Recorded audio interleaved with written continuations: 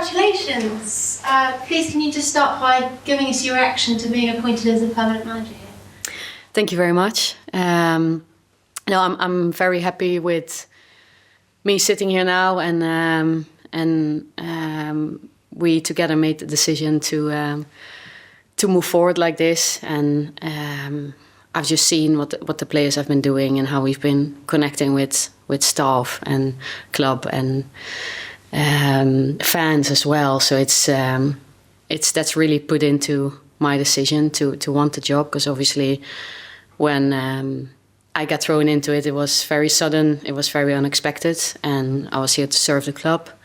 But then under my period as an interim, it started growing. You start to look at longer term things, and you see where we were going as a team, and also the connection with the fans. I think I've mentioned the game against Manchester United, where we don't get the 3 points, we get 1 point, but we perform really well and the fans are backing us and supporting us. I think that's been a critical moment for me as well, to see, okay, this is there's something we can create here, there's something positive that we can create. And so it's been growing during those months, and I'm very, very happy I'm sitting here now. We've done a fantastic job. We've been talking this morning, 11 games unbeaten. How have you found the time that you have spent in interim charge? No, it's been there's been a lot of learnings in that period. Obviously, it's a role that I've never done before, so it's interesting to see how do you take on a role like that when a head coach suddenly leaves and you have to. I think the next day we had the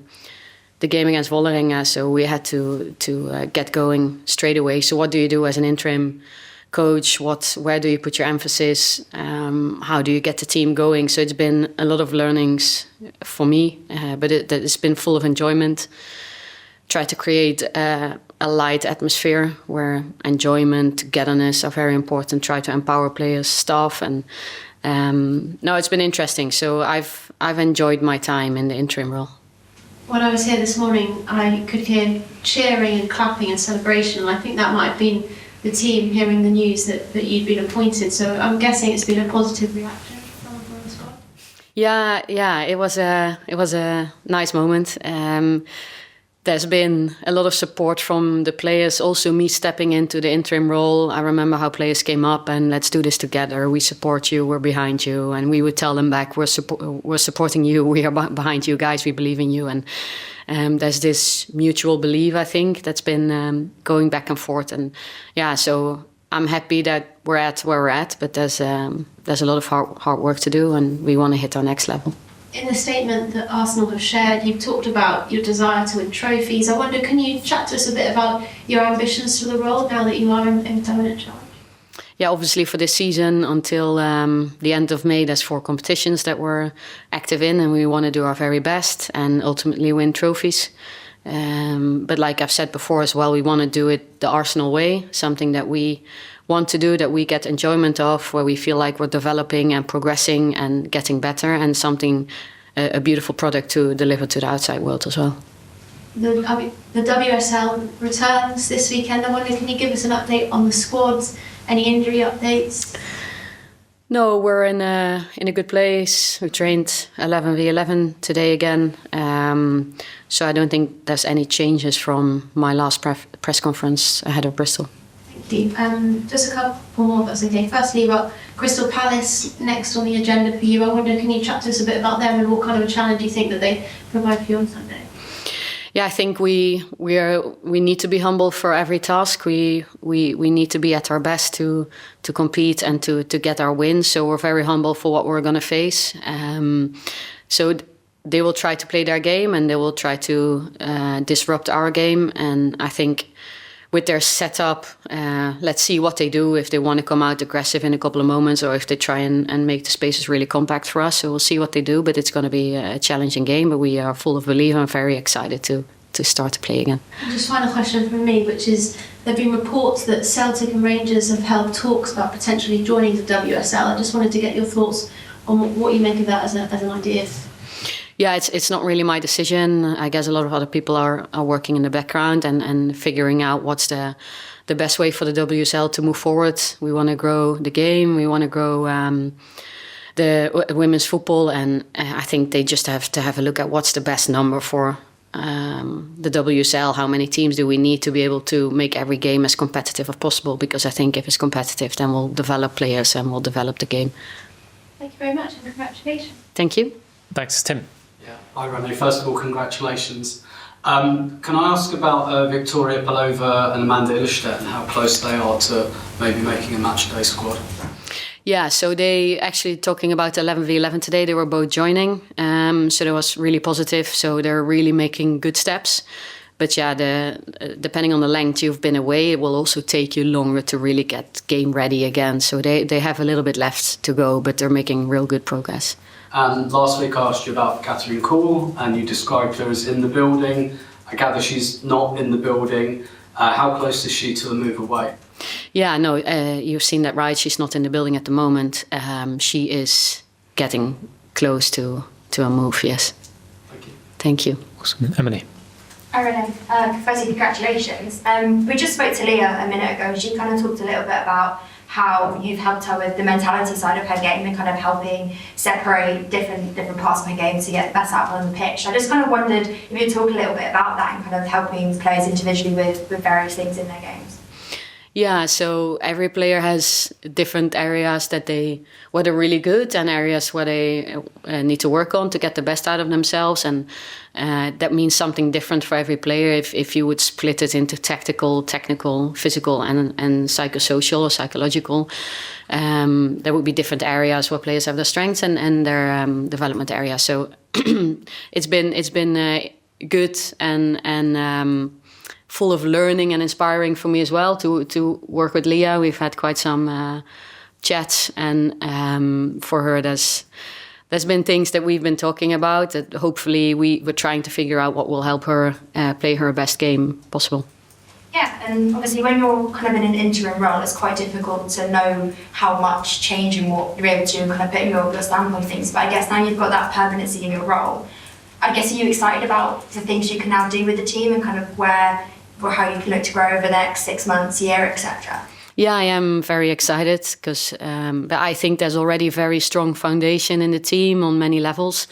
So I'm just very excited to keep on building on that. And that's previous coaches, staff members, players that have built this, and very thankful also for the heritage you get.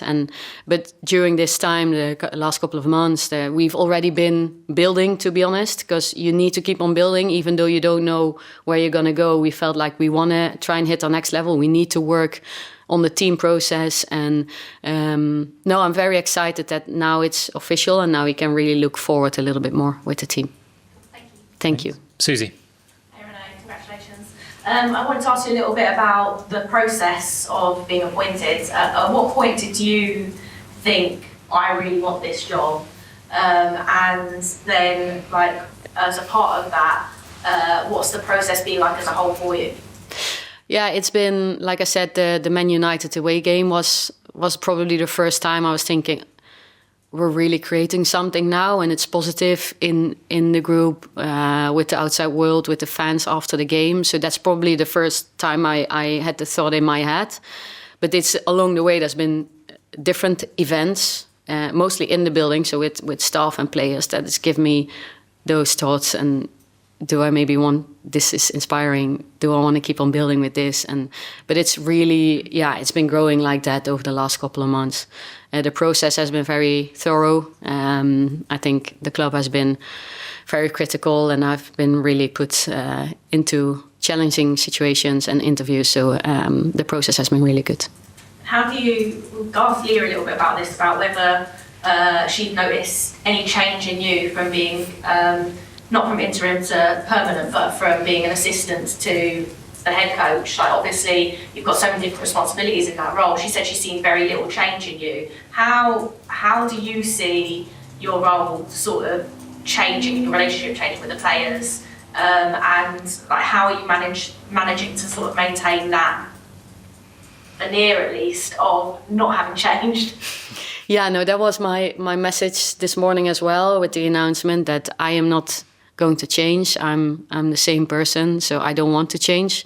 But what we want to do is to go to the next level together. So we will drive change, from, if you want to look at it like that. But no, it's been beneficial to to step into this role from my assistant role. So had a good idea of who the people were in the building, the players and staff. So that's been very helpful.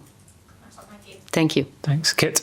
Renee, congratulations. You've played and coached in different countries and for many different clubs, but is there anything unique or distinct about being the Arsenal head coach that really makes it stand out?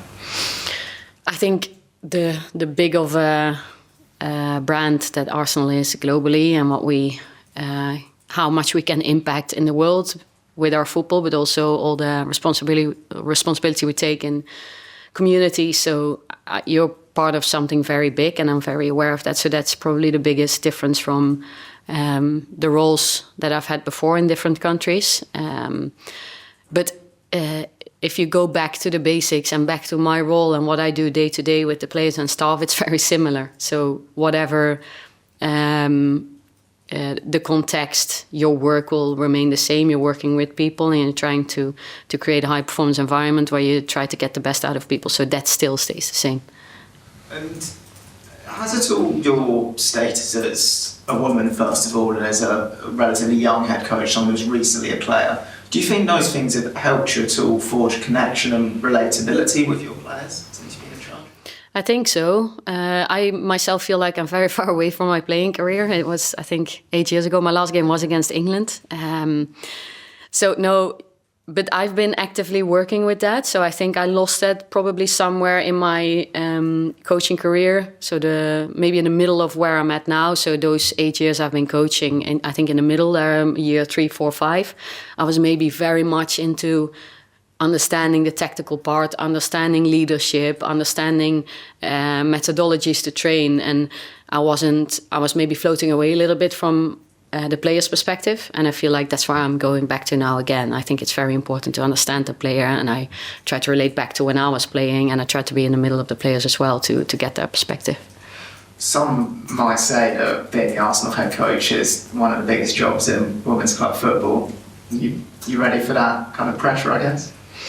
Yeah, well, I've felt a lot of support during this interim period. I'm very aware that being an interim coach is very different from having the permanent role. But I've seen the support, and I see how we work together, and I see what we're doing with the team day in, day out. So that gives me a lot of belief. And like I said before, the support has been both ways. I don't read media so much, so I don't experience the pressure. So I really try to be in the moment and try to impact the team as much as possible. Thank you. Thanks, Kit. Art, and then we'll come to you, Tom. Hi, Renee. I was just going to ask something similar to Susie's point on the moments you kind of realised you wanted to go for it, and you mentioned moments inside the building. I was just wondering if you would feel comfortable sharing any of those moments here. I don't know if I can even recall the exact moments, but it could be little things that we try something new in our meeting structure, for example, and we want more engagement from the players, and we get the engagement, and that was like afterwards, okay, this is working, they are engaging, and they believe in what we're doing at the moment. Small things like that. This is just an example. I'm not sure if I can recall all the other examples. This would be one of them. I saw your interview with Ian Wright, and in that you kind of mentioned when your playing career ended, you could have gone in a few different ways, and you mentioned journalism. Yeah. Yeah. But I was just wondering, going from that moment to, I guess, individual development coaching, was that side of it kind of a natural path for you to take, or did that take a lot of work to develop as your own kind of coaching skills as well? Interesting. Yeah, no, I studied communication sciences, so I wanted to do something with language or writing, not maybe directly being a journalist, but more write deeper, longer texts. But it wasn't for me. And then I was studying practical philosophy, also something very different, but more looking at the ethics in the sports world. So that's where I went a little bit towards sports. And then my career ended very early. I was 26. So I wanted to stay in the game. That's basically how it happened, and how it helps me in I think I've just grown into the role. Like this IDA role that I had here at Arsenal was new for me as well. So yeah, I'm happy I've been doing different things during this period after my playing career, and that I've been doing other things while I was playing as well. I was studying. I tried to get a broader view on the world as well, and so I'm happy that I got to be in different contexts and different roles. Yes. Thank you. Tom. Congratulations. Just a quick one from me. We just heard from Mikel Arteta, and he spoke very complimentary of you, and he said that your appointment was a very strong signal about the importance of promoting from within. What do you think it says, your appointment, about Arsenal Football Club and that promotion from within? Yeah, no, I see that we have a lot of competent people working here. We don't work daily close to the men's and boys side. While we do with the boys during international windows, we work together with their coaching staff and some of our girls who train with the boys. So there's been real good cohesion, I think. But yeah, if I look at what we have, the quality that we have in our staff, it's very high level. Aaron, Melissa Phillips, who comes from a head coach role as well. Kelly Smith is in the building. Sepp does really well with the goalkeepers. We have Chris full time on set pieces. So we have such great qualities. So yeah, maybe I would agree with Mikel. Good luck. Thanks. Cheers. Freddie. In all of your roles, you've sort of come in either through doing a youth team, doing the B team, and then going into the senior role. And it's obviously been the same here, going almost in 3 different roles now. Do you think that served you really well, sort of in the process of getting the job? I think so. Yeah. So like I mentioned before, I believe in generalists. So you have the specialists as well, but I think it's very important to be a generalist.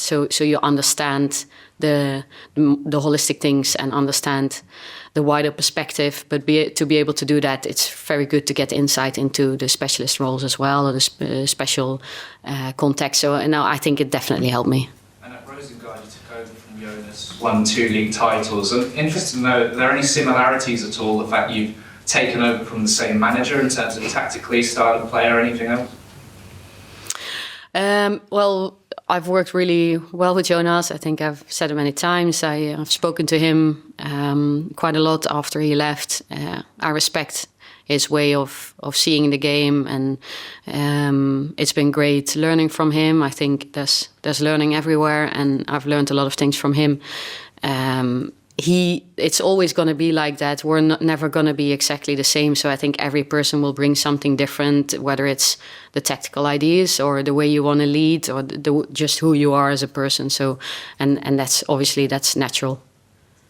Trio of academy players already this month signing professional contracts. Leah was talking about how she's quite harsh on them, tries to remind them of back when she went through the academy. Is that sort of the same for you in terms of how you approach them during back in your academy days? And how good is that for the club to already this month have 3 academy players signing pro deals?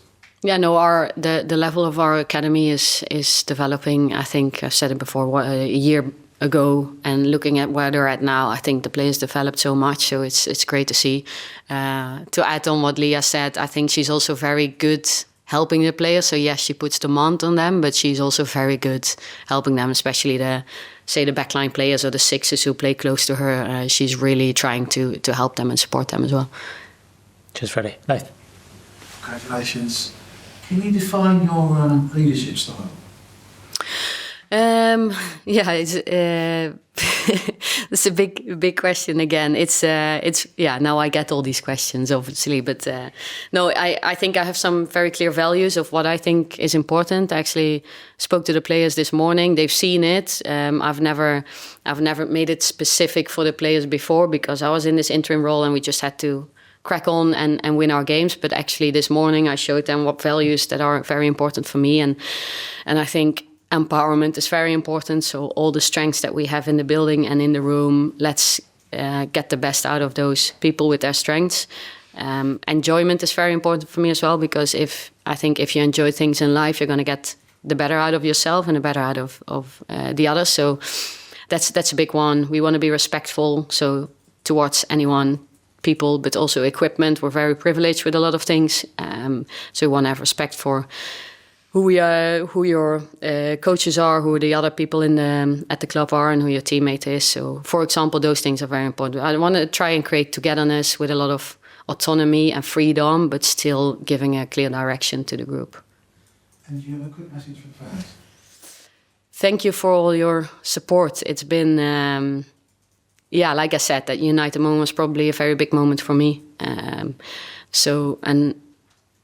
I know what it means for the players. So over a bigger stretch of time, how they can help us and support us when things go well and when things are getting a little bit harder. That's when we really need them even more. And also during a 90-minute game, so we always want to go for the goal and we always want to score it. But if then that takes a little bit of time and we need to figure it out, that they keep on believing and keep on supporting, keep on cheering, and also on our defensive actions, because we put high value on defensive solidity. And I love it when the crowd supports us on tackles or good team organization and good defending. So they've been a big part of us, and we're very lucky to have them.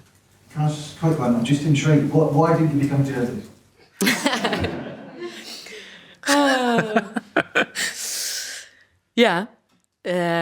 I will say I will take it out of my control. I got injured. I was 26. I was studying practical philosophy at the moment, and then I didn't know what to do in my life. I had to rehab my knee, and they offered me to do the A license course at the Swedish FA, and I just did it, and that's how the ball just went rolling. So to be honest, to give all the control away, that's what happened.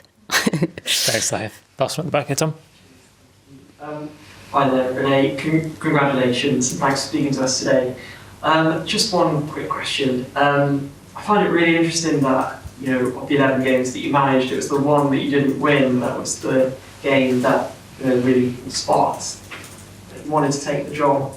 I just wanted to ask you about how much that kind of reflects your character and how much the Arsenal fans can expect that in those moments when things haven't gone perfectly for the team, you'll still have that fire in your belly to make things right and to sort out any issues that they have.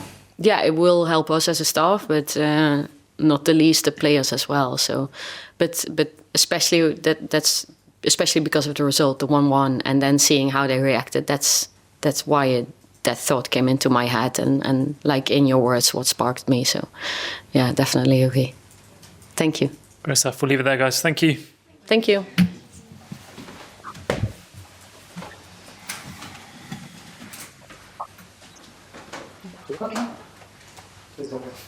Cheers, Dan.